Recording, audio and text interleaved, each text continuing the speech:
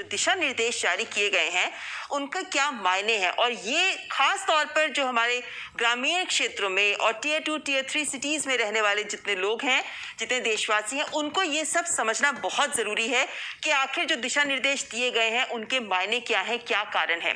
अगर हम आपको मोटे तौर पर बताएं तो कोरोना से जो हम लड़ने की बात करते हैं तो उसके खिलाफ 4 हथियार बताए गए हैं। मास्क जरूर लगाएं, आप उचित दूरी बना के रखें, वायु संचार यानी हवादार एरिया जरूर होना चाहिए, और स्वच्छता को तो हमें खास ख्याल रखना ही है। महत्वपूर्ण बात, जिनमें लक्षण नहीं है वो लोग भी इस कोरोना वायरस को फैला सकते हैं। आप ये मत समझिए कि दूसरे में कोई लक्षण नहीं है तो वो सुरक्षित है, लेकिन वो भी वायरस फैला सकता है। एक व्यक्ति से दूसरे व्यक्ति में कैसे फैला सकते हैं, आप ये देखिए कि अगर वायु के जरिए यानी कि जब आप छींकते हैं या बोलते हैं तो बहुत सूक्ष्म कण और मोटे कण, दोनों कण आपके मुंह से निकलते हैं।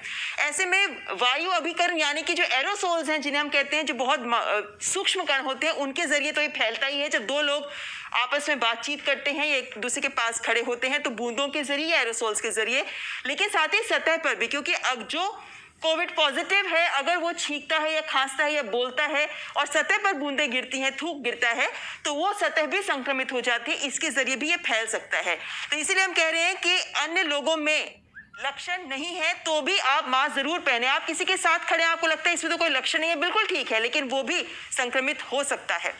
ऐसे में जब हम बताते हैं कि कैसे ये फैलता है तो आप यहाँ समझिए कि जब कोई खांसता है या छींकता है या बोलता है तो जो मोटी बूंदें होती हैं हमारे थूक की, वो लगभग 2 मीटर के दायरे में गिरती हैं। इसीलिए लगातार कहा जा रहा है कि 2 गज की दूरी बनाकर रखें। लेकिन यही नहीं बल्कि सूक्ष्म बूंदें भी गिरती हैं। ये सूक्ष्म बूंदें जो हैं ये 10 मीटर तक हवा में रह सकती हैं।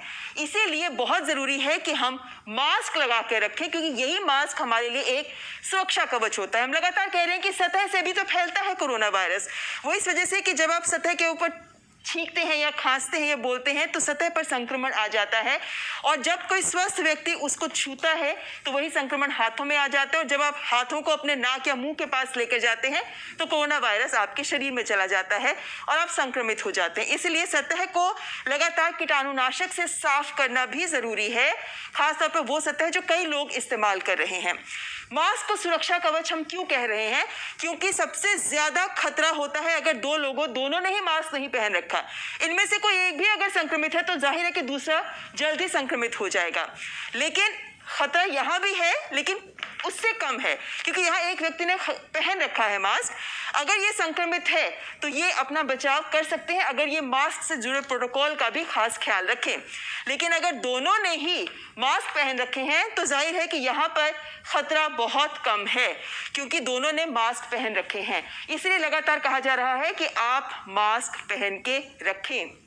साथ ही कहा जा रहा है आपकी जो गाइडलाइंस है कि 2 मास्क एक साथ पहने। दरअसल 2 मास्क इसलिए कहा जाता है, पहले आप नीचे एक मास्क पहने, अगर सर्जिकल मास्क है तो बहुत अच्छा, जिसके ऊपर आप सूती मास्क पहन सकते हैं, और दूसरा मास्क सर्जिकल मास्क के ऊपर दूसरा मास्क, वरना 2 कपड़े के मास्क आप जरूर पहने। लेकिन ध्यान रखें नाक और मुंह आपका ठीक से ढका हो, नाक के नीचे मास्क ना लटका हो। घर से अगर बाहर जा रहे हैं तो मास्क जरूर पहने। लेकिन महत्वपूर्ण बात, अगर बाहर के लोग भी घर में आ रहे हैं आपके, तो भी आप मास्क आप भी पहने और उन्हें भी बोले वो भी मास्क ही पहनकर आपके घर आए। वैसे सबसे सुरक्षित बात यही मानी जा रही है कि कोई किसी के घर ना जाए, ताकि ये संपर्क कम से कम हो। हर रोज आपको अपना मास्क जरूर धोकर धूप में सुखाना होगा, लेकिन सर्जिकल मास्क को आपको नहीं धोना होता। सर्जिकल मास्क नहीं धुलता। अगर आप उसको ज़्यादा यूज़ कर रहे हैं तो उसको आप धूप में रख सकते हैं, उसके बाद आप उसका प्रयोग कर सकते हैं अगर आप उसको दूसरे मास्क के साथ यूज़ कर रहे हैं। सबसे महत्वपूर्ण बात जो आज के दिशा निर्देशों में कही गई है वो है हवादार कमरे होने चाहिए, घर हवादार होना चाहिए, उसमें वायु संचार बहुत अच्छा होना चाहिए। जैसे यहाँ देखें अगर आप, तो यहाँ देखते हैं कि खिड़कियां दरवाजे बंद हैं और यहाँ पर ये पूरा अनुचित माहौल है। यानी यहाँ पर अगर एक व्यक्ति छींकता या खांसता है तो दूसरे ने मास्क पहना भी है तो भी संक्रमण का खतरा बहुत बढ़ जाता है, क्योंकि यहाँ पे हवा और दरवाजे बंद हैं और जो कीटाणु है वो कमरे में ही घूम रहे हैं। लेकिन वहीं पे अगर हम दूसरे देखें कि खिड़कियां और दरवाजे खुले हुए हैं तो हवा सर्कुलेट कर रही है। ऐसे में अगर संक्रमित व्यक्ति छींकता या खांसता है तो भी खतरा कम है, क्योंकि इन्होंने मास्क पहन रखा है। लेकिन सबसे उपयुक्त तरीका क्या है कि अगर आप एक बंद कमरे में हैं तो खिड़कियां और दरवाजे खुले हैं, लेकिन साथ ही में एग्जॉस्ट फैन भी लगा हुआ है और ये एग्जॉस्ट, जिसको हम निकास पंखा कहते हैं, जो बाहर की ओर हवा फेंकता है, इससे ये कीटाणु बाहर चले जाते हैं और दूसरे व्यक्ति से मास्क पहन रखा है वो सुरक्षित रहता है। छोटे घर, ज्यादातर हमने देखा है ग्रामीण क्षेत्रों में जहां घर छोटे हैं वहां पर आप देखें कि ये सबसे गलत तरीका है, क्योंकि यहाँ पे बंद है पूरा घर, सिर्फ एक दरवाजा है लेकिन पूरा घर बंद है। यहाँ पर ये सबसे अनुचित हुआ। लेकिन आपका घर छोटा भी है तो भी आपके पास तरीका है बचने का कि आप एक खिड़की या एक जाली जरूर लगा लें ताकि हवा दरवाजे और खिड़की से पास होती रहे। लेकिन इससे भी बेहतर क्या है कि जाली के साथ साथ अगर एक निकास पंखा लगा दिया जाए तो ये एग्जॉस्ट फैन जिसे हम कहते हैं, तो ये बहुत ज़रूरी है। इसीलिए ग्राम पंचायतों को खास ये बात कही जा रही है कि जिन घरों में वायु संचार यानी हवा का सर्कुलेशन बिल्कुल नहीं है वहाँ पर एक जाली के साथ निकास पंखा ज़रूर लगा दे ताकि घर में रहने वाले सभी लोग जो है वो सुरक्षित रहें। अब आते हैं हम कार्यस्थल पर। कार्यस्थल पर जहाँ पर ज़्यादातर एयर कंडीशन चल रहे होते हैं, यहाँ पर देखिए ये कार्यस्थल है जहाँ पे एयर कंडीशन रूम है, एयर कंडीशन ऑफिस है, लेकिन यहाँ पर खिड़की दरवाजे सब बंद है तो जितनी संक्रमित हवा है वो यहीं घूमती जा रही है। ये सबसे ज्यादा खतरा है यहाँ पर लोगों को। दूसरा है कि आपका एयर कंडीशन चल रहा है लेकिन आपने दरवाजे और खिड़कियों को आधा खुला रखा है, तो यहाँ पर आपका थोड़ी हवा सर्कुलेशन है, खतरा थोड़ा कम है, सबने मास्क पहन रखे हैं। लेकिन सबसे सर्वश्रेष्ठ तरीका क्या है कि आपने यहाँ पे एसी चला रखा है, हवा और दरवाजे आधे खुले रखे हैं, लेकिन साथ ही साथ यहाँ पर एग्जॉस्ट फैन भी लगा रखा है ताकि हवा अंदर बाहर की सर्कुलेट होती रहे, तो ये एक सुरक्षित तरीका है। लेकिन बहुत सारे ऐसे ऑफिसेज होते हैं, खासतौर पर बड़ी इमारतें होती हैं या मॉल्स होते हैं इत्यादि, जहाँ पर सेंट्रलाइज्ड एयर कंडीशनिंग होती है।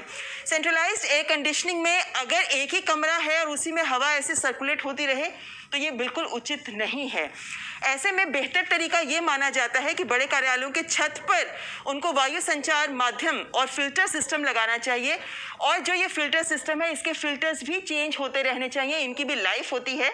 और इस तरह से अगर हम इमारत में एयर कंडीशन सिस्टम को भी सही ढंग से प्रयोग करते हैं तो संक्रमण का खतरा कम हो जाता है।